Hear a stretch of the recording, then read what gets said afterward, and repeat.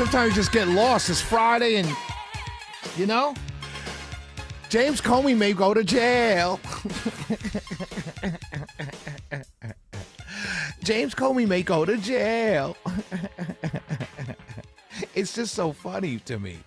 Now, listen, I'm totally in support of the people who went after President Trump, all being indicted and charged for whatever you can indict them and charge them for. I really am. But here's the bigger, okay, so the Comey story, we talked about it last night briefly. So, you know, apparently, so Lindsay Halligan, we mentioned her last night when we filled in for the last hour of the Von Hester Doctrine. Lindsay Halligan is a 36-year-old former beauty queen who has been tapped by President Trump to serve as the acting U.S. attorney for the Eastern District of Virginia. Now, I don't know if any of you have seen a picture of this woman, but I'll be honest with you. I couldn't be a judge in any case that she was involved with, because I'd be like, oh, yeah, I find for the you know, like whatever side she was on, she would win. Like every motion, I'm like, oh, yeah.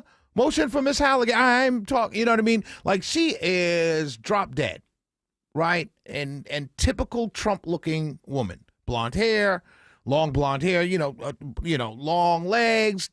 She is a Trump woman, right? Just like his wife, his daughter, everybody else. Trump has a look, right? And look, I can throw in a little aside right now and say, one can argue she's a DEI hire. And I can make that argument because Trump tapped her and she looks like the type of beautiful woman Donald Trump would put in that position. She's only 36 years old. She has no experience, yet she is the acting U.S. attorney for the Eastern District of Virginia. One can make a very strong argument that she's a DEI hire, but I know my friends on the right would not allow me to say that because they think DEI is all about one group of people, but it is really for white women. But that's a topic for another show. But she's fine. Let's be honest. She's fine. So she convened a grand jury. And Pam Bondi's team, they were like, oh, she'll never get an indictment. Let her do her thing. She had to go to Kash Patel and the FBI to get the gist of the case because Pam Bondi's team, this is all reporting. This is alleged. Allegedly, this is what happened because it's reporting. It's the way I'm reading it. Okay, you can say, well, Shelley, they're trying to hurt the Trump administration. I understand that, so you kind of take everything with a grain of salt. But I'm just telling you what's out there because it does make sense to me. Because remember, Pam Bondi did not want to prosecute or even indict James Comey. She didn't want to convene a grand jury. So they let this girl, just selected by Donald Trump, 36 years old, Lindsay Halligan, former beauty queen out of Colorado, drop dead gorgeous, went to University of Miami Law School, possible DEI hire.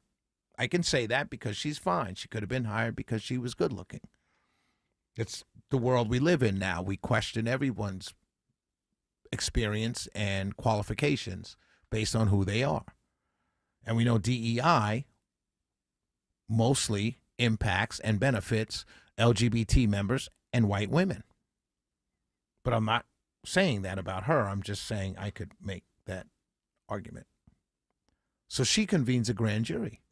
And the grand jury says, well, yeah, charge him, indict him. And they do. So now Pam Bondi and her team, they're all trying to take credit for it, but they didn't help her at all. She did it all on her own. Good for her. Here's what they say Trump said on Truth Social about Lindsay Halligan. She's tough, smart, and a loyal attorney who has worked with me for a long time, including in the winning fight against the weaponization of our justice system by crooked Joe Biden and the radical left Democrats, which she witnessed firsthand when she stood up for my rights during the unconstitutional and un-American raid on my home, Mar-a-Lago in Palm Beach, Florida. Good for you, sir. And now she just got an indictment against James Comey. And I hope he goes to jail. You can't lie to Congress. You can't obstruct justice. I would go to jail if I did that. Magic Mike would go to jail if he did that. No one's above the law, right? They said, no one's above the law, not even James Comey. And his son-in-law, who's with the Department of Justice before Trump got there, resigned as soon as the indictment came down. Clean house.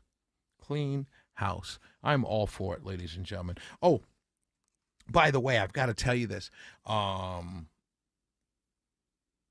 Did you guys hear this story?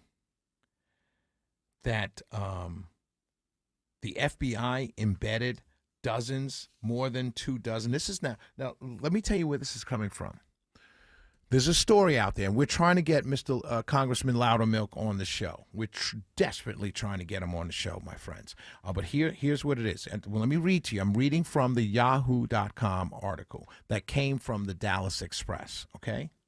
Representative Barry Loudermilk, chairman of the House January 6th Select Subcommittee. Now, they've been working for a long time. I've had a couple conversations with Representative Loudermilk early on, and I've been asking, trying to get him on the show when this is done. But they're in the process, right, of meeting and getting all the facts out about January 6th and the Select Subcommittee that the House under the Democrats selected. So what he's investigating is what these guys did that was, shady, which we all know it was shady. But it's also wrapping up, it's also involving January 6th and everything that went on with January 6th. The thing that we told was an insurrection, no weapons, but it was these people were trying to take over the government and take over America with no weapons except for poles, flag poles, right? So, neither here nor there. Again, a topic for another day. Representative Barry Loudermilk, chairman of the House January 6th Select Subcommittee, said this week his panel is focused on the number and role of paid informants present during the January 6, 2021 demonstrations, and whether intelligence from those sources was properly shared with law enforcement. This is Mr. Loudermilk on the 23rd, 3 days ago. One thing that we have learned, and this came on the tail end of the Biden administration, when their Department of Justice admitted that they had many, I mean more than 2 dozen, paid informants embedded in the crowd. And he goes on to say, with that many paid informants being in the crowd, we want to know how many were in the crowd, how many were in the building, but I also want to know, were they paid to inform, here's the big word, or instigate? Loudermilk further asked, but of these informants, if they were paid to inform, what information did the FBI actually get from them? How did they not know that this was coming? He said if they had met that many paid informants, I believe they did know it was coming. In other words, it going to the setup idea. Listen, ladies and gentlemen, you can't hide and bury the truth for too long. You really can't. And I will tell you, people ask me all the time, I want to end this segment with these words. People always ask me every single day some news comes out about the administration, about Trump, something he did. And it's always followed up from people that ask, that send me this information. It's always, this last line is always, do you regret your vote yet?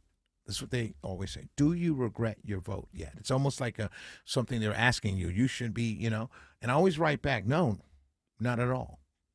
Because this, particularly I'm pointing to this here, with this January 6th subcommittee, I voted for this. James Comey indictment, I voted for that. I voted for some other things that I'm not getting, but I voted for things that I am getting. And so when I weigh everything that I voted for, that I'm getting, versus the things that I voted for that I'm getting more than I'm not getting.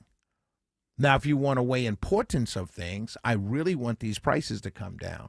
I need my life to be more affordable, and I need more focus on that by the House Republicans, because they're the ones that can do it, and the House and the Senate Republicans.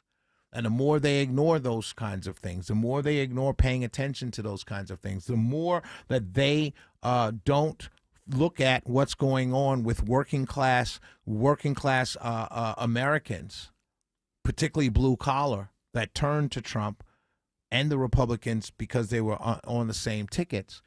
They're going to take a beating at the polls in 2026, and there won't be any amount of rallying the base in 2026 unless they fix that. But when you ask me, Shelley, are you regretting your vote yet? No, not at all. Because a lot of what I voted for, a lot of what we all voted for, we're getting on a near daily basis. Now, are the optics good on some of the things that we're getting? Probably not. But we're still getting what we voted for, and we all knowingly voted for it. And you're not going to rally me with, oh, Nazism and racism and fascism is rising. No, because you said we're going to lose our democracy. Yada, yada, yada, yada, yada. This is Shelley Winter Show. 404-872-0750. 1-800-WSB-TALK.